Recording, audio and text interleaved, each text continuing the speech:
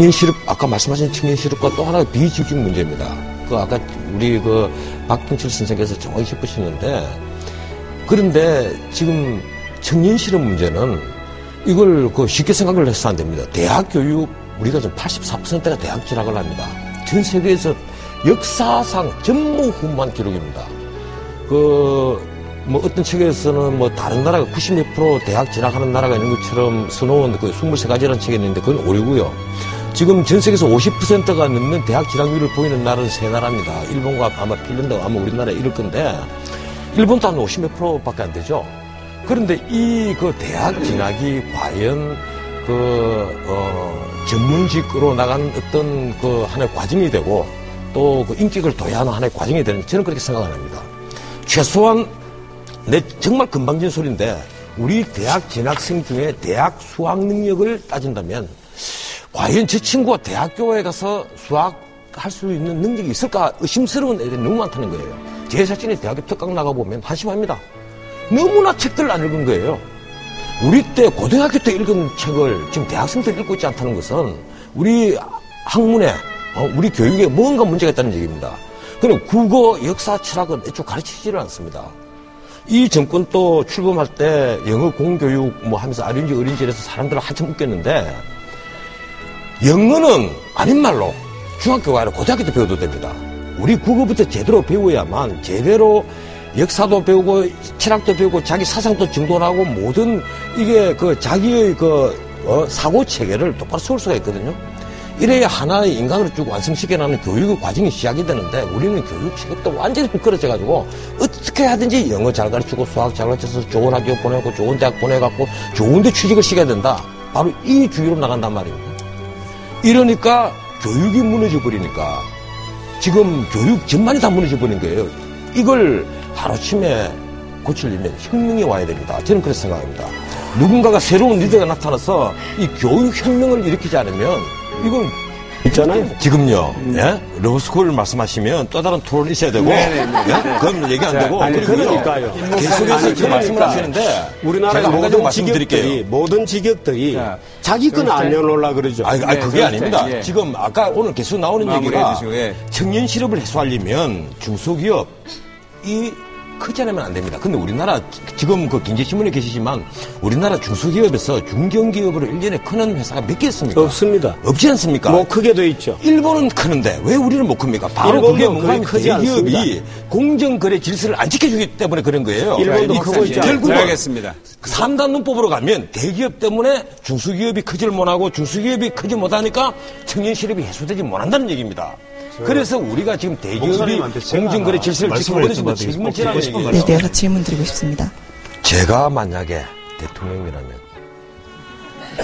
뭐 여러분들이 많이 웃으시는데 제가 대통령이 될 가능성이 없는 건 사실입니다. 그런데 제가 만약에 대통령이라면 중학교 때부터 커리큘럼을 완전히 바꾸겠습니다. 지금 이런 식의 커리큘럼은 완전 기형적인 인간을 만드는 것밖에 안 됩니다. 인격과는 전혀 상관없는, 문자 그대로 살아가는데 능력을 좀 더 발휘할 수는 있는지 모르겠지만 개인의 품성을 함양하는 데는 전혀 도움이 되지 않는 이런 교육이 앞으로 계속된다면 나는 대한민국의 미래는 없다는 생각을 하거든요. 첫째, 우리말 제대로 가르쳐야 됩니다. 그리고 두 번째, 역사 가르치고 철학을 가르쳐야 됩니다. 그런데 제가 대학교에 특강을 나가서 쭉 봅니다. 예컨대 우리 때 특정한 책을 제가 얘기해서 뭐 합니다만은, 헤르만 헤세 데미안 같으면 굉장히 재미있고 짧은 소설이에요. 이게 소위 성장소설이라는 소설인데, 이 소설을 우리는 중학교 때 거의 다 읽은 소설들입니다. 그런데 지금 대학교 1학년, 2학년 아이들이 이 책을 읽은 퍼센테이지를 따지니까 5%가 되지는 않습니다. 이것도 세층 인류대학에서 그렇습니다. 굉장히 놀라운 일입니다.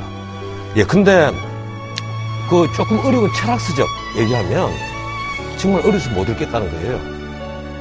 그러면 이런 걸 전혀 모르고 영어 잘하고, 아까 뭐 하셨습니까? 공모전 수상하고 외국어 자격증 따고 그리고 토익 점수 잘 받고, 과연 이런 인간형으로 해서, 가령 내가 기업체 사장 같으면 나는 이런 사람 절대 뽑지 않겠습니다.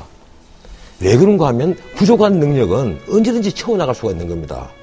소위 스펙이라는 단어 자체가 문제 아니에요. 재원이라는 뜻이죠. 뭐 재원이라고 한 우리말 쓰면 되지 왜 자꾸 스펙 이럽니까? 난 이거 외국어 지금 자꾸 우리나라에 외국어 쓰는 거 네. 정말 짜증나요. 네. 이거부터 뭐 늘 하는 얘기 아닙니까? 상대에 대한 관용이 필요하다. 우리 한자 사자성어로 얘기하자면 화이부동 또 뭐 역지사지라고 얘기하죠. 그런데 그렇습니다. 이게 우리가 말하는 관용이라는 걸 제가 이게 무수한 토론장에 나가보면서 늘 느끼는 겁니다. 좌파가 말하는 관용이라는 것은 조소, 비아냥, 이 비웃음 같은 겁니다. 우파가 말하는 관용은 뭐냐? 무관심, 체념. 그래, 좌파 니들끼리 놀아라. 무관심. 그리고 체념해버리는 거야. 이러니까 사실 소통이 안 되거든요. 이게 뭐 트위터가 소통이라고 자꾸 얘기하는데, 트위터 딱 깨놓고 말하면 자기들끼리 소통입니다.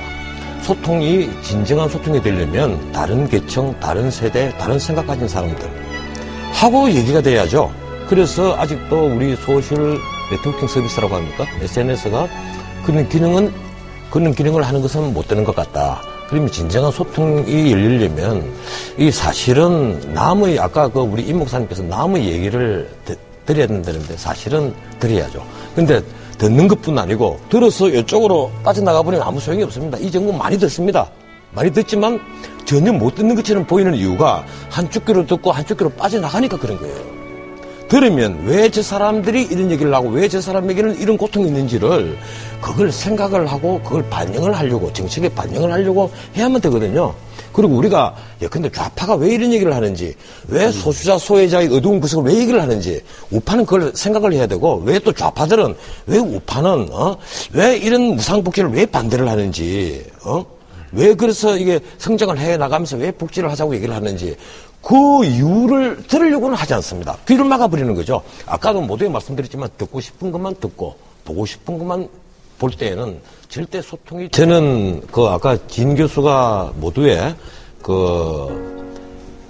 낙관한다 이런 표현을 썼는데 제 스스로도 낙관주의자입니다.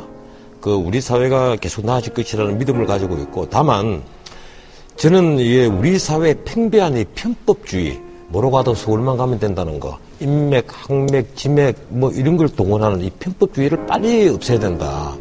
이 편법주의가 기생하는 것은 아까 제가 말씀드렸던 바로 이너서클 때문입니다. 이 이너서클을 만들어진 이너서클을 또 해체를 해야 되고 이너서클이 형성되는 것을 막아가야 됩니다.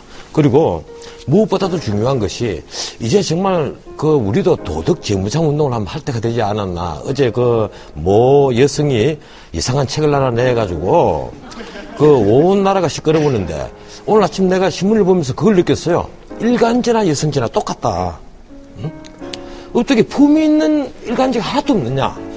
이 책 내용하고 번복을 해놓은 일간지밖에 없느냐. 이게 정말 우리 사회 수준이 이것밖에 되지 않느냐 하는 그런 생각을 제가 했습니다. 그래서 이 도덕 재무장 운동 좀 해야 되겠다. 예, 저부터 시작해서 좀 앞으로 좀 더 도덕적인 인간으로. 그래서 또 저를 보고 있는 또 제 후배들도 그럼 자연히 도덕적으로 바뀌지 않겠습니까? 이 자연이 좀 나아지겠죠. 우리 전부 다 좀 낙관적으로 되고 예. 하면 저절로 희망이 생기지 않겠습니까?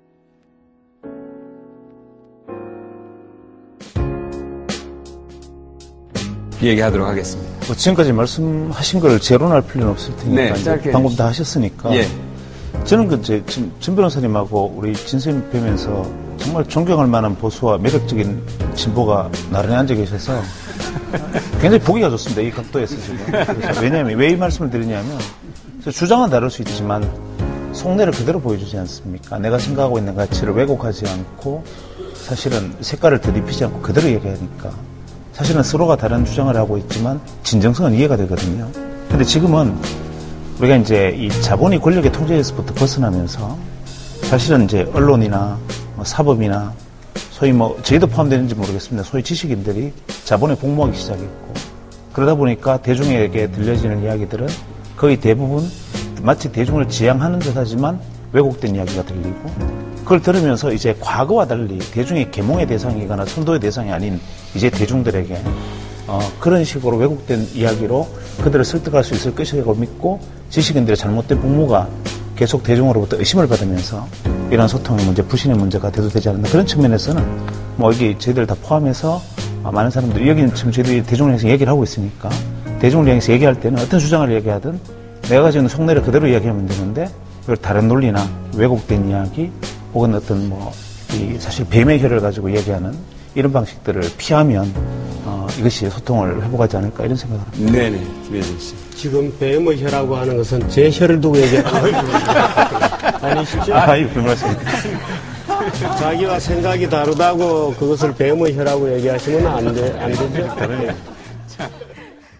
네, 고맙습니다. 많은 분들이 인터넷과 SNS를 통해서 소통의 확대를 위한 그리고 우리 사회의 희망을 위한 제언들을 해주셨습니다.